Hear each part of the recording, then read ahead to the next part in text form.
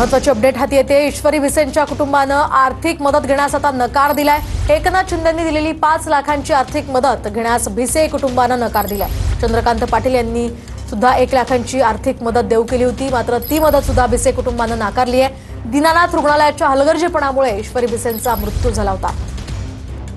अधिकची माहिती आपण जाणून घेऊयात आमचे प्रतिनिधी प्रदीप कापसे यांच्याकडून। प्रदीप, काय सांगाल? ईश्वरी भिसेंच्या कुटुंबानं आर्थिक मदत घेण्यास नकार दिल्याचं कळत आहे।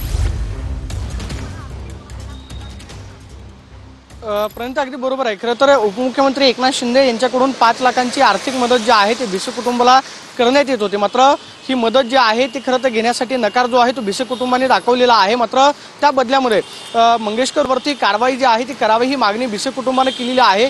सगळ्यात महत्त्वाचं म्हणजे आम्हाला आर्थिक मदत नको, तर हलगर्जीपणामुळे जो मृत्यू झालेला आहे त्या खरं तर महिलेला न्याय म्हणून रुग्णालयावरती कारवाई करा आणि भविष्यामध्ये राज्यामध्ये अशा कोणत्या घटना घडणार नाही याची खबरदारी म्हणून राज्य सरकारने उपाययोजना कराव्यात असं आवाहन जे आहे ते सुद्धा भिसे कुटुंबानं उपमुख्यमंत्री कार्यालयाचा जे मंगेश चिवटे खरं तर आर्थिक मदत घेऊन आलेले होते त्यांच्यामार्फत केलेली पाहायला मिळते। दुसऱ्या बाजूला मंत्री चंद्रकांत पाटील यांच्याकडून सुद्धा आर्थिक मदत जी आहे ती भिसे कुटुंबाला करण्यात येत होती, मात्र या दोघांकडूनची जी आर्थिक मदत आहे भिसे कुटुंबाला खरं तर घेण्यासाठी नकार दिलेला आहे आणि त्या बदल्यामध्ये मंगेशकर रुग्णालयावरती कारवाई करण्याची मागणी केली जाते। भिसे कुटुंबाकडे लेखी तक्रार जी आहे ती सुद्धा पोलीस ठाण्यामध्ये दाखल करण्यात आलेली आहे, ते म्हणजे रुग्णालय प्रशासनावरती गुन्हा जो आहे तो नोंद करावा। त्यामुळे राज्य सरकारकडून सुद्धा भिसे कुटुंबाला स्वतः मुख्यमंत्र्यांनी कारवाई करण्याचं आश्वासन जे आहे ते दिलेलं होतं।